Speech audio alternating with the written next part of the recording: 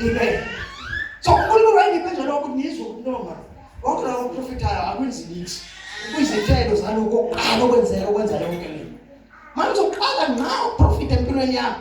Kwathi singene nje kubona umuzi athi samasanje siyongena sithi siyongena nje wakhona into afinde wangangeni. Ayeke ngabe ngiyazi besho afinde wangangeni fika nje chaza ukuthi angivalisanga bangangeni.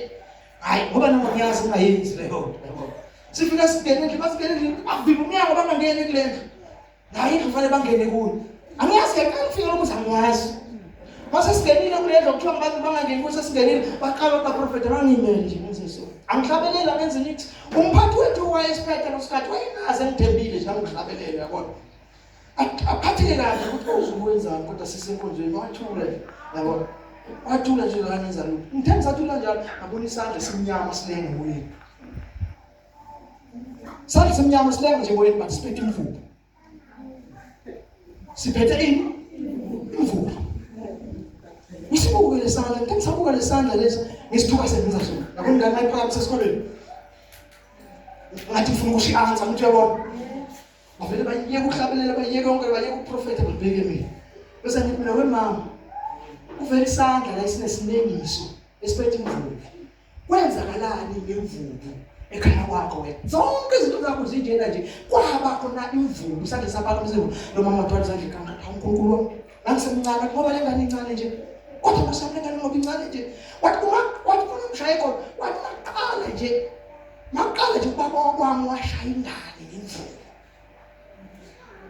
Umndeni uzamubheka uzuzwana. Azange bayilungise leyo. Kodwa ngiyaphila angitonga ngikhumeleze la. Ngiyakuthenini. Uma sikhonza bazalwane singabashumayeli. Kufanele sihlale noNkulunkulu. Amen. Simlalele uNkulunkulu ukuthi yini ayifunayo. Yini uNkulunkulu afuna ngifundise asikakhandi jumayeli. Lalela ukuthi uNkulunkulu uthini inhliziyo kaNkulunkulu ngebantu. Uthini ngabantu yini ayibhekile yini ayifunayo. Into ethi ukuthi jumayeli ibe powerful akusiyo ukuthi wena powerful ukuthi ukhulumizwa uNkulunkulu ngesikhathi. Amen. Khuluma inhliziyo kaNkulunkulu. Akusiyo ukuthi umuntu opowerful no usukukhuluma inhliziyo kabani? So labo ufunda khona ngamazulu lithi iBhayibheli. Abaprofeti, abavangeli, abapostoli, abelusi, othisha. Lithi wonke umsebenzi wabo ukuthi bakhiwe ibandla. Ibandla lise liqonde indaba yokukhonza. Amen. Liqonde indaba yani bazalwane. Ngizama ukuyichaza la indaba yokukhonza bengiyichaza ngamabomu ngiyifanisa nomsamo. Ukuthi uma yomsamo umuntu yomsamo wasikahle ukuthi it mean business indaba eserious. But thina njengamakhola masikhonza we don't mean business. Uyakhonza umuntu akhonza lula akanye njengabandaba nje. Akhonza umuntu ukuthi lo muntu kahle nengqondo yakhe ayikho la umzimba ukhona. But ingqondo yakhe ayikho kule yena akajula akaconnectile. Konke lokho why abantu bakwenza na? Because abaqondi funda incwadi yeBhayibheli abaseRoma chapter 12. Masinyane. Kona la ngiyakhona manje, kona la ngiyakhona. Aza ngayiqala injumayelo. Ngoba khona izinto ngeke uyikhulume ukhona izinto ongakadluli kuzo. AbaseRoma phela labo sibajwayele iBhayibheli. AbaseRoma incwadi elandela incwadi yezenzo. Chapter 12 ufunde verse 1. Sibuka le ndaba yokukhonza bazalwane. Ngakho ngiyanincenga bazalwane ngobubele bukaNkulunkulu. Yeah. Ukuba ninikele imizimba yenu ibe ngumnikelo ophilileyo, ongcwele, othandeka kuNkulunkulu, kube ngukukhonza kwenu ngokuqonda. Yabona, uma sikhonza kufanele sikhonze with understanding. Yes. Njengoba ngikhuluma manje, ngifuna ukuletha understanding ukuthi wenzani uma usenkonzweni. Mawusenkonzweni uzosebenza izwe lakho likamoya. Uzokuba izwe lakho likamoya. Uma unqobe emoyeni ezweni likamoya, ukwazi ukunqoba ezweni lenyama. Izinto ezenzeka ezweni likamoya zibuya zomanifesta ezweni lenyama. Amen. Ezweni likamoya siya ngomoya, siya ngokukhuleka, ngokuworshipa, ngokuthandaza, nangokwenza zonke izinto ezifundiswe manje. Uma wenza lokho ayikho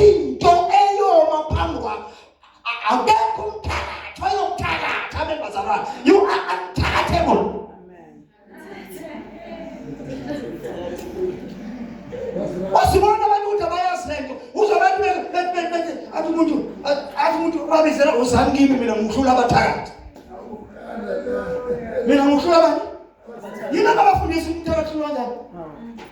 Umthakathi uzama namandla phezulu kwakho. Njalo ukuthembele kuye wena. Njalo wena uthembele kuye.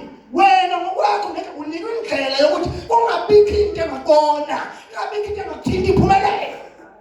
But leyo nto irelaya endabeni yoku-understanda ukujula nobumqoka bokukhonza ebandleni. Nalabo bazalwane, le nto esiyenza la ebandleni kufanele kube yinto esiyenza in daily life emakhaya ethu, umsamo wethu sasibheka phezulu, asisabheki phansi, babheka phezulu bakhanya. Asisabheki phansi, babheka phezulu bakhanya. Usuba bakhanya zange bajampa. Zange bezijampa? Zange bajampa. Amen. Zange bezijampa bazalwane. Lana bazalwane. Yeye ngathi mangiqala la ngikhuluma ngathi isizwe nesizwe sinamasiko.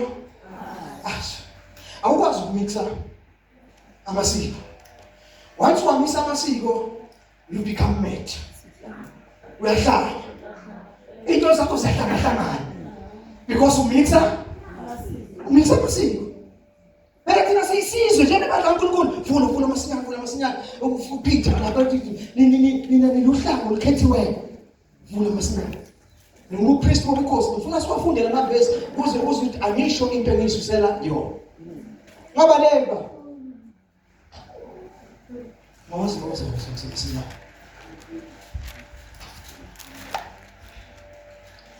Nayikhumbula into encane ibani manje. Bani? Chapter 2. Chapter 2 verse 9.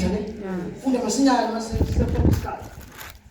Kepha nina niluhlanga olukhethiwe. Wow! Kunendaba lapha. Nina niluhlanga olukhethiwe. Lalela bazalwane. Thina njengebandla siyigeneration ekhethiweyo, eseparative, yakhethwa uNkulunkulu. Siluhlanga olukhethiwe. Samamagama sikhethiwe. Sonke umuntu ukhethiwe, useparatiwe, ukhishiwe. Sabuye uNkulunkulu wasahlukanisela yena. Uthi lo ngisikhethela. Niluhlanga olukhethiweyo, right? Ubupriest obobukhosi. Lapha lithi usukhethelwa ubupriest. Lezo bazalwane. Upriest ke yini bazalwane?